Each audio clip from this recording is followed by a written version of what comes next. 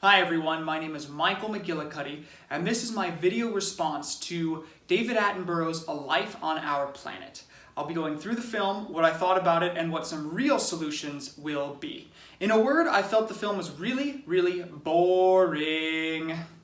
It was a lecture. It was not an informative and uplifting one like a Manly P. Hall lecture, but just a grandparent explaining for 90 minutes about how bad you are, how bad all of us are, how bad we've messed stuff up. When really, it's his generation that messed everything up, his and the one before that. We just inherited it. Anyway, the main point seemed to be, there's too many of you, you're using too many resources, you're destroying the planet, go back to the Stone Age when it was sustainable. So he starts off narrating from Chernobyl, a government-caused disaster from a nuclear reactor using 30 to 40-year-old technology because they were that archaic and backward in, it's a good idea in theory, communist Russia. This will be a theme. A government-caused disaster somehow blamed on people like you and me. So he rolls into a tedious rehashing on parts of his life, overlaid with warnings of mass extinctions and how the wild animals are dying. There are too many people on the planet and they're exhaling too much, putting too much carbon dioxide into the atmosphere. Here's a nice, not very subtle example. As he goes through the years of his life, the clicks on the changing years proceeds with an ominous ticking and rolling of an increasing population, the carbon in the atmosphere, and remaining wilderness shrinking. Then it even turns red. For fire, danger, warning. Not very subtle. He then proceeds by showing Earth's stable temperature over the last 10,000 years, or at least that's what he said. The Earth's climate, though, has been changing since day one. Life was really thriving during the Jurassic period. Animals were huge. And there was a lot more carbon dioxide in the atmosphere then, too. But no mention of that. 20,000 years ago, the Sahara was much smaller than it is today. Much of it was covered in grass and trees. 10,000 years ago, the world was almost all covered in glaciers, which then started to recede for some reason. There was a worldwide global warming event that took place. 4,200 years ago, there was the 4.2 kiloyear event, which produced droughts around the world and led to the fall of empires in Egypt, India, and China. That was also left out. Another interesting thing about climate change was the medieval warming period, where you could grow crops in Greenland and grapes in England. Then you had the Little Ice Age in the 17th century. Both of those happened, all of that happened before any industrialization to speak of. But no mention of either of these. He's just saying the climate is changing, as if it was stable or not changing for the last 10,000 years. And all of a sudden when we start driving cars and having factories, we're all gonna die.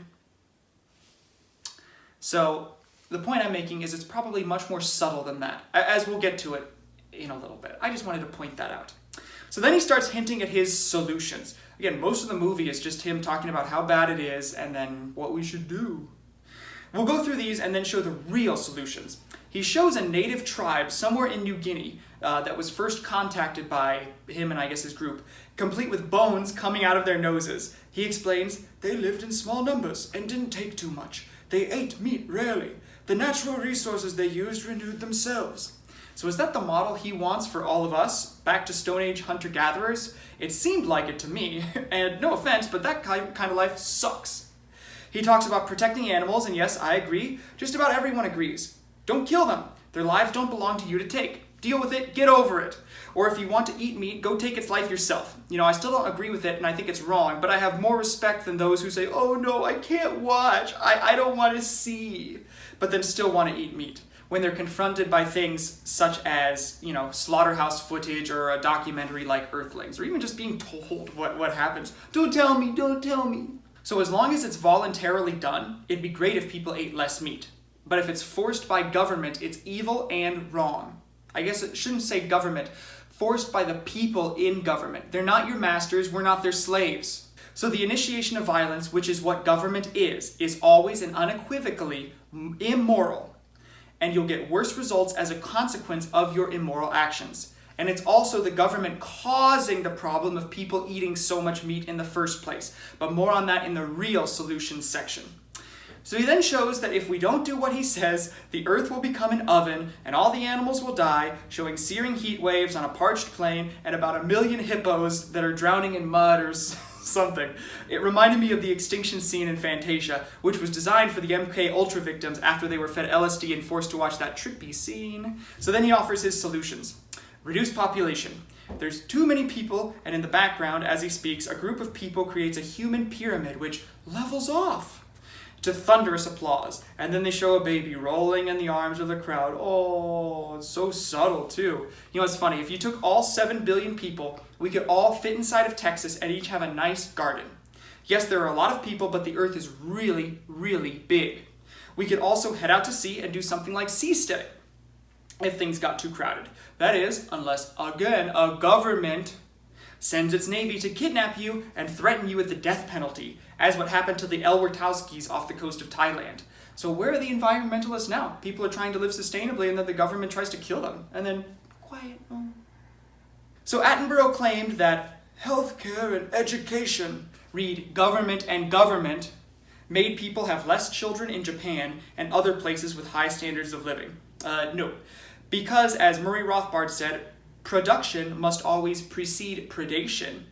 Predation being the government and its siphoning of resources from the productive members of society. It is the free market or the free actions of people looking to make a better life for themselves that led to a better quality of life. The free actions of people created the technology which enabled better water, food, and in the small chance you got sick, better medical care. Then phasing out fossil fuels, he says, and a reliance on alternative energy sources. Imagine if we phase out fossil fuel with a picture of a waterfall and a green spring forest and sunshine. Not very subtle. Again, that's why this movie was so boring. It was just so obvious. It just hit you over the head with its message. It's like a 10-year-old wrote it. Or maybe just everyone has 10-year-old minds. I don't know. You know, the reason oil is used in comparison to things like solar, wind, etc. is that oil is much more efficient. It doesn't take much energy comparatively to get a lot of energy out of it. It's called the energetic return on investment. So averaged out, the energy contained in 1 barrel of oil will allow somebody to extract and produce about 70 to 80 barrels of oil, okay? You take the energy contained in 1 barrel of oil, use it to get more oil, you'll pull out 70 to 80 barrels. A 70 or 80 return to 1. Pretty good. So, nuclear is actually the cleanest though and safest and most energetically efficient fuel we have, but we can't talk about that. Anyway, these green, really alternative, I'm not going to say green, I'm going to say alternative because I'm sick of them bastardizing the language for their own means. Anyway, these alternative technologies require a lot of energy to produce. For example, imagine the energy it takes to dig down and actually mine the silicon, cadmium, and tellurium, and other metals necessary for an array of solar panels. Where does that energy come from to dig them out of the earth and process them? Is a wimpy solar panel going to power a drill to mine that silicone needed for the panels out of the ground? I don't think so. I worked in the solar energy industry for a short time. I know that the panels aren't too efficient actually. They capture about 15 to 30% of the sun's energy depending on the materials used and other weather conditions, such as how hot it is. Did you know they get less efficient the hotter it is outside, right? So you'll need a lot of them if it's forced, which is what I think Mr. David Attenborough has in mind. More laws saying you must have 50% of your energy by solar panels in 2050 and 100% 10 years later. Just all government, all the assholes in government trying to push their vision of the future on the rest of us. Fuck off. If it's forced, you'll need a lot of solar panels with inefficient technology. However, if the markets, if free actions and free people were unleashed, someone would find a better technology than what we're being subsidized and coerced into using. By the way, he keeps saying we. What does we mean? Stop saying that and stop talking for me. And everyone else, grow a spine and stop letting 93-year-old dudes speak for you. Their generation, as I said, created the whole stupid mess we're in. Why are we listening to them? You are free to invent a technology that reduces dependence on oil. Unless you're named Nikola Tesla, of course, then you're shut down hard. Okay, speaking of him, what about applying some of Tesla's technology? Not the car company that glues its cars together, but Nikola Tesla, who had wireless technology back in the late 1800s and early 1900s. He was planning to create free energy for the world by tapping into what he called the wheelwork of nature, until his financier JP Morgan got wind of what he was up to and shut it all down. How come we never talk about him and try and figure out his technology? No. Government, solar, wind, government. It's funny, oil was actually thought of as a clean technology when it first came on the scene. The alternative was literal horsepower. each horse producing about 50 pounds of poop and pee per day.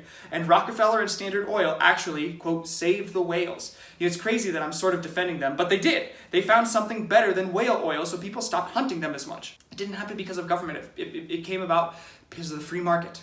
The point is that free people will find solutions. Government force will cause more problems, worse problems.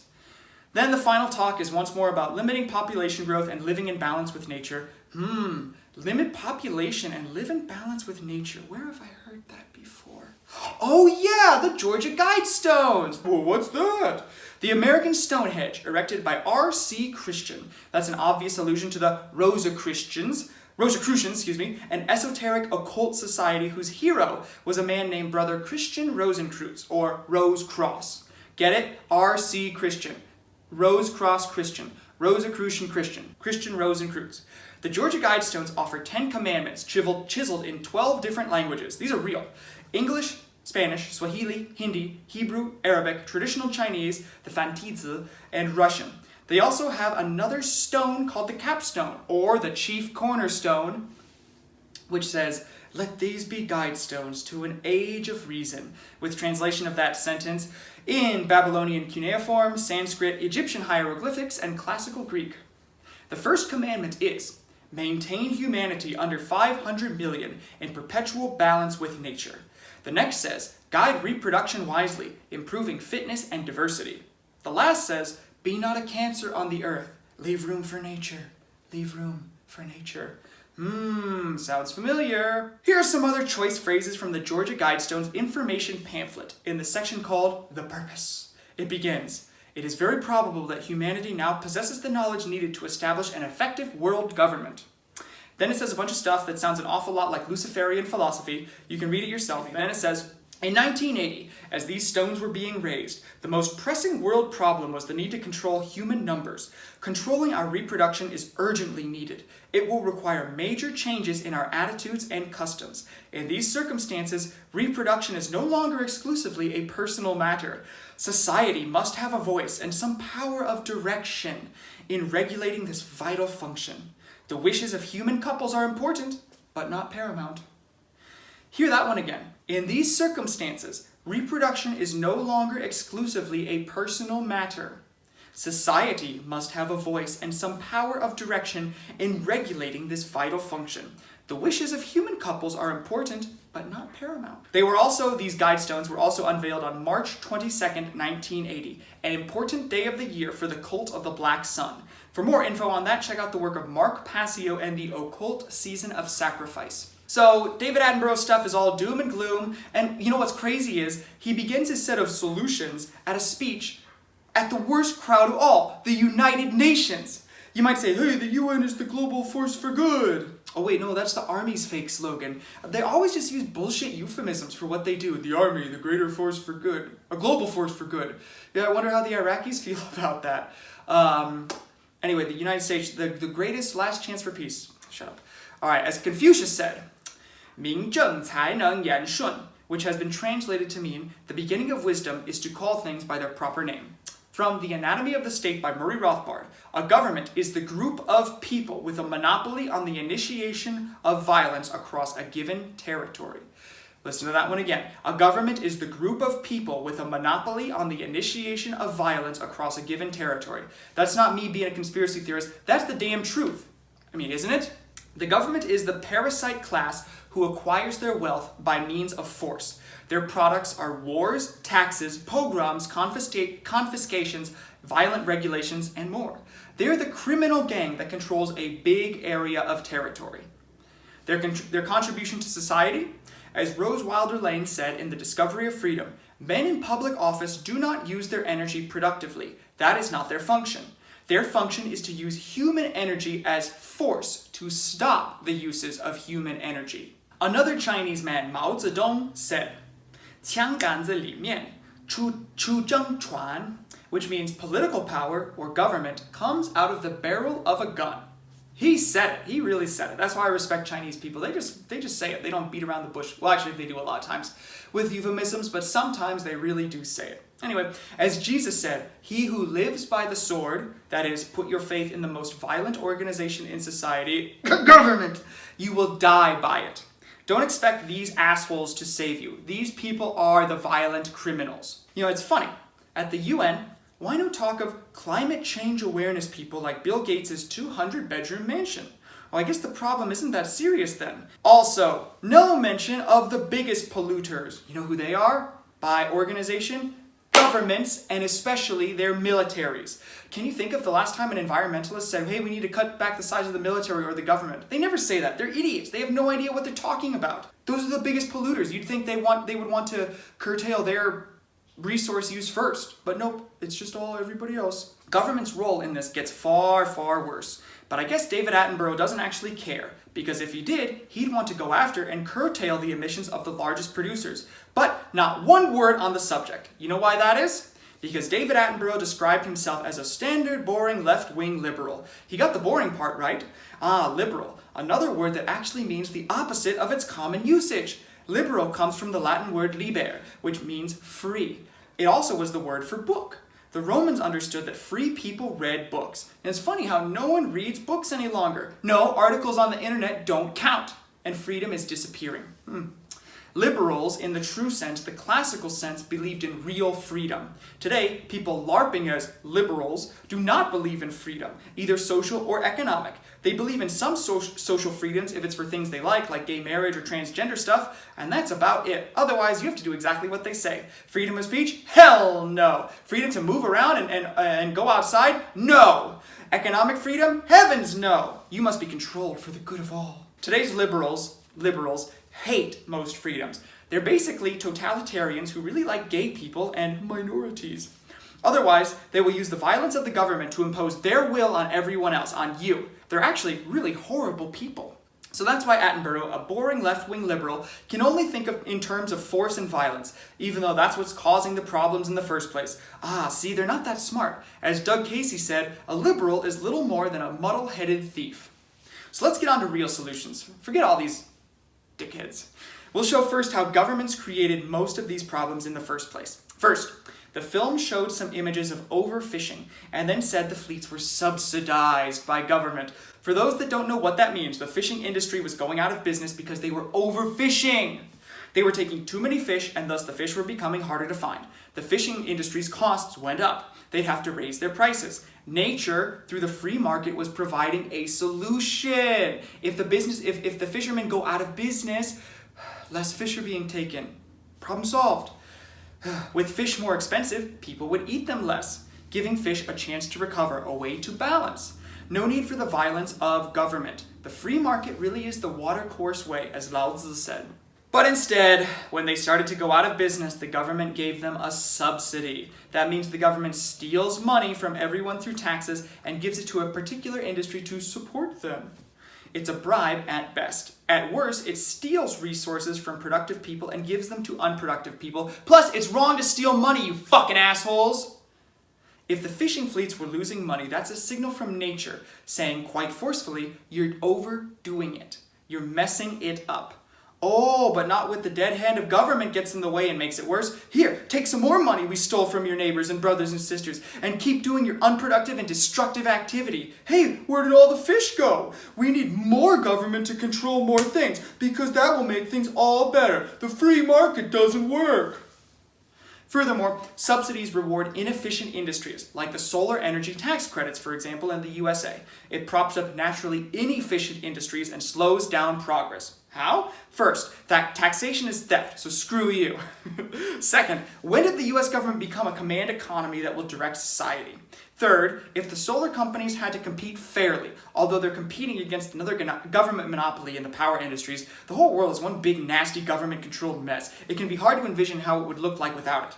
But I do know that without organized coercion and violence at the heart of society, the future would not only be better than we imagine, it'd be better than we can imagine. All these jerks say, well, without government, how would it work like this? And they expect you to explain in minute detail how it would work. I don't know how exactly it would work, neither do you, neither does anybody. But entrepreneurs would. I mean, God, If people said 150 years ago, hey, without slaves picking the cotton, how will we have shirts? How will we have pants? You know what people wear shirts? Pants? Gosh. And it's like, okay, here's how it's going to work. In 100 years from now, people are going to dig into the earth. They're going to pull out dinosaur juice. They're going to call it oil. It's going to be black and sticky. And they're going to burn it. And they're going to put it in a little metal box. And it's going to burn so efficiently that it's going to move the box around and push a cart around. And you just burn this oil stuff. And people sit inside of it. And they pick up 100 times as much cotton as one single person would. And that's how it's going to work. They'd be like, oh, yeah, good idea. They'd be like, no, that's not going to help. That's not going to work. So the point is, I don't know exactly how it would work. Nobody does. That's the point. No one person can know how everything is going to work, but that doesn't mean it won't work. Just because you don't understand it doesn't mean that it's impossible. You don't understand a lot of stuff yet all the stuff works. You don't know how email works. You don't know how your phone works, but it somehow magically does. Entrepreneurs would find a way without the government and the dead hand of the state ruining everything. All right. So if solar companies had no stolen handouts, they'd have to make their product better. Subsidies remove that incentive, saddling us with inferior technology. Computers got no subsidies and are largely unregulated, and at first they were terrible and expensive compared to now, but through time and the demands of the free market, they got better and cheaper. The same thing would happen with the solar and other energy industries. It would also happen in medical care too. There were images of cutting down the rainforests. Attenborough said the government in Costa Rica controlled the rainforest and was allowing it to be destroyed. Oh, good job, government. This is common in third world countries where the crooks in government are looking to make off with as much money as they can. Same as the US, actually. The Forest Service loves to sell off those natural resources to the highest bidder or build roads at your expense for the benefit of the logging companies. Read Bill Bryson's A Walk in the Woods for more info on that. The difference between a third world country and the USA, though, third world country people usually get their cash, their bribes right away. But in the USA, they're a little bit more civilized, where they wait until they're out of office a few years. I mean, just look at Obama's net worth. Just look at George W. Bush's net worth. Just look at the Clintons' net worth before and after they left office. Wow, they must have just made a bunch of money. Anyway, hey, why do we use trees for so many things? Speaking of rainforests, when they grow so slowly, is there anything better we could use for wood products? Oh, I know why we use trees, because governments made hemp illegal and threatened violence against you if you grew or used a plant. We could have hemp paper, hemp clothes, hemp fuel, hemp plastics, and things we never even thought of, but we don't because of the government. Hemp takes about 100 days until it's ready to use. A tree takes 50 to 100 years. Not only would the trees be saved, but things would be so much more inexpensive. We could have nicer things or spend less money for the same quality and just maybe not work so damn hard and not worry about the bills. Wouldn't that be nice? But many people, when they hear that, will think, oh, if things are cheap, people will just go crazy and buy, consume. If you think so, you've bought into a poisoned worldview, my friend. Would you do that if you had more money? Would you go, I gotta buy, more, consume. Would you? And you'd probably say, oh no, I wouldn't do it, not me. It's all those other people. Shut up. You're not special. You're just like most other people. Most people would be like you. They'd probably buy a lot of stuff at first and then be like, I'm good. They'd buy some things and then save or invest their money. You're wrong on that front, and there's another thing that you've never thought of too, so which was deliberately withheld from you or occulted from you. So put your thinking cap on. There's no talk at all in this movie or in the environmental movement at all about an inflationary currency driving consumption and destroying the earth. Huh? This is a super simplification, but over the last 50 to 60 years, more Federal Reserve notes, what they call dollars, but aren't really dollars because a dollar is a unit of weight, like an ounce of silver, like a pound of sterling silver in England used to be a literal pound of silver, but not anymore. Now it's a stupid piece of paper. Anyway, back in the day, you'd bring your dollar bill because the bank owed you money, just like a restaurant gives you a bill because you owe them money. You'd bring your dollar bill back to the bank, wherein you stored your silver or gold, and they would give you 4 quarters for your dollar, which had 90% silver. Money was silver or gold, and it took a lot of time or effort to mine it and produce new money. We were all using gold and silver. It takes a lot of effort to get that new silver and gold out of the ground, right? So the supply of money increased slowly. getting to the point. However, in the 1800s and early 1900s, the amount of stuff you could buy with that money spread across the whole country was growing faster than the rate at which new money or new silver and gold was introduced into the economy. So in the aggregate, because the amount of things you could buy with your money was increasing faster than the new amount of money, the value of your existing money, everybody's existing money, would go up. That would be reflected in prices falling, which they did over the 19th century. It was a deflationary currency backed by gold. So what does that mean? One way to get rich was just not to spend your money. Save, conserve. It was the rational thing to do, which most people did. Sounds nice, right? And it's also great for the environment. Now, though, our money is not silver or gold. That was taken away by 33rd degree Freemasons like Franklin Roosevelt and Harry Truman. All the gold was stolen on May 1st, another important holiday in occult circles. Look up Mark Passio, The Season of Sacrifice, for that, and stored in a fort surrounded by an octagonal fence. Look up the symbolism of the octagon and the hypercube for what that represents. Americans couldn't even own gold for 50 years. The last vestiges of silver and gold used as money were swept away in the 1960s and 1970s. Thanks, Johnson and Nixon, you fucking dicks! Now it's just digits on a computer screen or pieces of cloth paper chock full of occult symbols now that they can create or print at whim. Nowadays, the rate of creation of new currency far surpasses the growth rate of the amount of stuff you can buy with that money. They're creating more money faster than new stuff is being created. Therefore, it's like if there's 100 guys going after 100 girls, and every year there's 5 more guys for every 1 new girl. What's the value of guys compared to girls? The value of guys is going to go down because there's more guys going after the same number of girls. Okay. Same thing happens with money. The guys are the currency and the girls are the goods they're after. Therefore, each currency unit becomes less valuable. There's more of it going after the same stuff, making each unit of currency less valuable. That's called an inflationary currency. The money supply goes like an inflated balloon. You see that reflected in a rise in prices. It takes more currency to buy something because the currency unit is worth less and less. So in this type of economy, which we have all over the world and have had for the last 50 years, since all the environmental problems started around, people started talking about in the 1970s, and all this stuff started, and that's when the money changed. I wonder if there's a connection. Probably not, because all the really smart government environmentalists, they never talk about it. They never talk about the government causing these problems. They always say it's people like you and me. We just need to be forced to drive electric cars, which still pollute, and we have to pay more money for carbon credits or something, and it's all our fault, and it's not their fault at all because they said so. Anyway, in this type of inflationary economy, which we have, your money is losing value all the time, something like 3 to 5% per year. So the rational thing to do is to spend your money, right? Consume. Get rid of it now while it still has some value. Again, that's not the free market driving that. That's a government and a central bank distortion of the market, destroying the planet.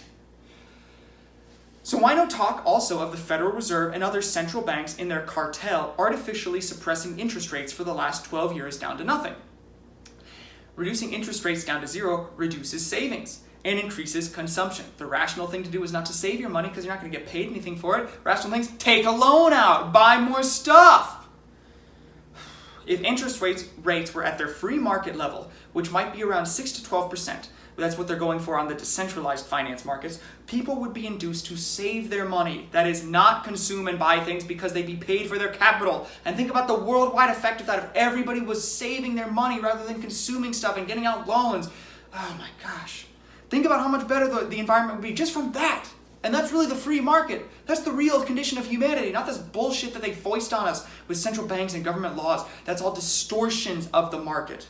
Most people are still stuck in the predatory banking system, and so they get nothing in interest for their capital because the Federal Reserve artificially decrees the rate of interest at 0. So there's no incentive to conserve, so why not spend? Especially with inflation causing their capital or money to lose value, as we just talked about. And don't even get me started on central bank caused bubbles and all the economic destruction they cause, such as the housing bubbles. All the empty houses spread over the whole country based on the phony signals of the Federal Reserve's low interest rates that the Federal Reserve were sending to the market.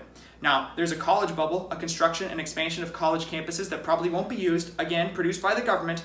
It really is horrifying when you understand how this works and the ecological devastation that it and it alone causes. I need to get a drink of water. Also, why no talk of foreign aid, which is another misnomer. It truly is stealing from poor people in rich countries to give to rich people in poor countries.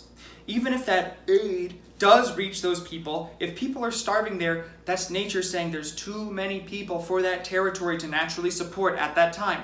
Plus the free foreign aid or food wipes out the farmers in those countries who can't compete with free, driving them out of business, adding to the misery. It's not like they need help building a well. It's not like they just need a little bit of money. They can figure that out. It's not rocket science. They lack the capital and the savings to do that. They lack investment and they lack the type of place where a business is allowed to grow. Instead, you've mostly got warlords and governments and other violent thugs who keep stealing it or preventing it from occurring through taxation, regulation, and all that other crap. Or just outright confiscation. So your foreign aid ends up in their hands, which they use to buy more weapons, and that's what needs to stop first. So why don't you get to work on that? Attenborough talks a lot about meat agriculture placing a strain on the planet. He's correct. It does take a lot of room and does require a lot of resources, both water and crops, for the animals themselves. Did you know, though, that the meat industry is subsidized by the American government? So meat prices are a lot cheaper than they would naturally be.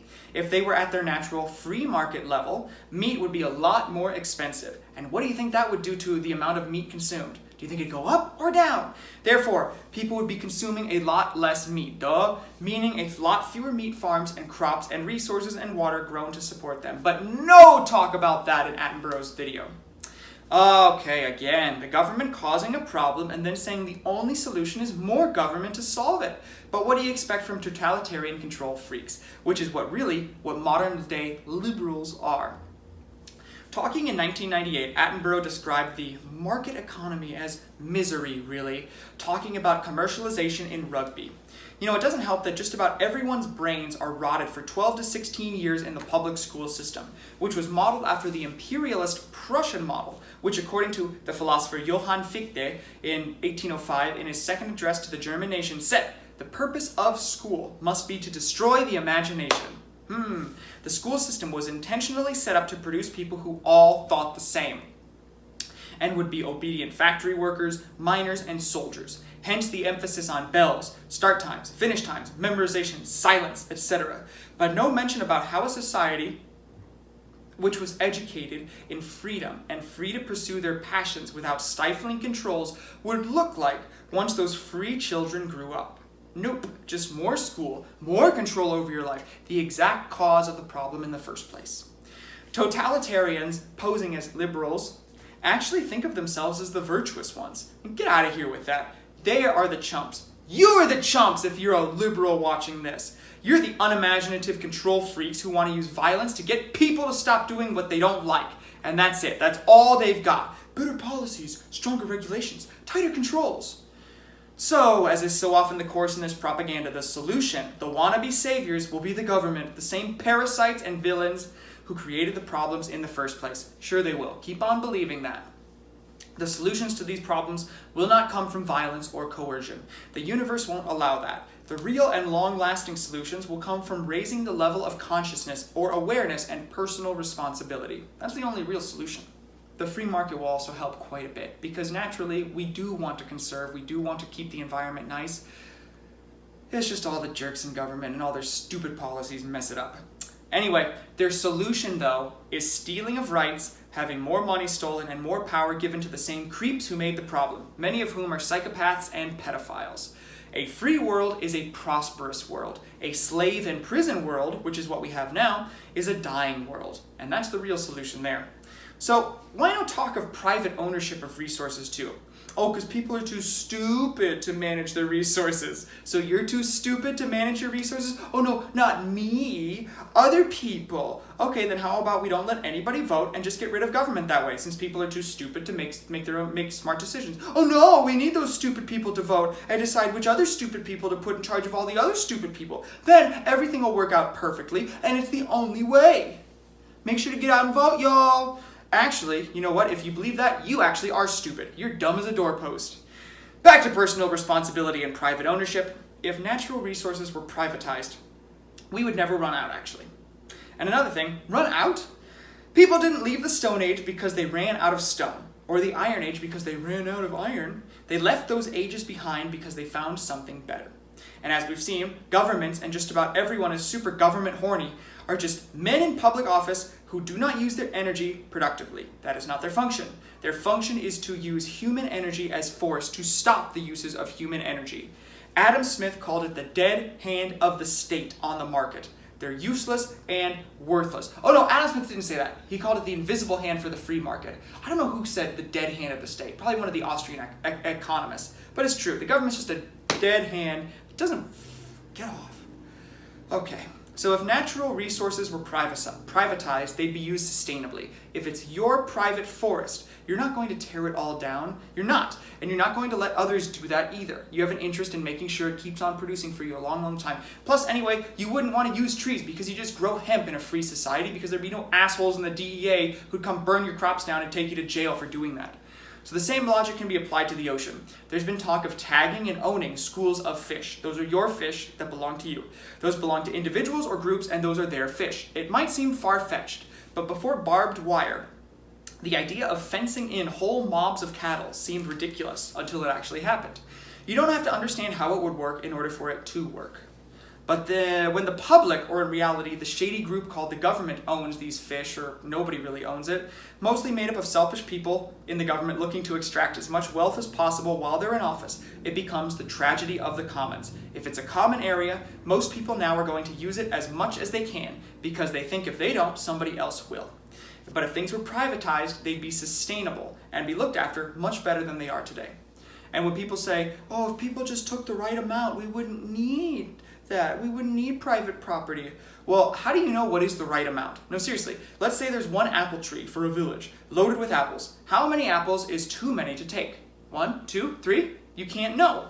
The free market, and by the way, when I say that, what we have now is not the free market at all, contrary to what scummy Republicans would claim in the past. They don't claim that any longer, actually, but even then it wasn't a free market. But the free market has a solution for allocating resources, since no one person or group of people can possibly know. It's the price system. When resources are scarce, prices are high, prompting people to conserve and attracting entrepreneurs to fill that demand. If prices are low, it's plentiful and it's okay to consume.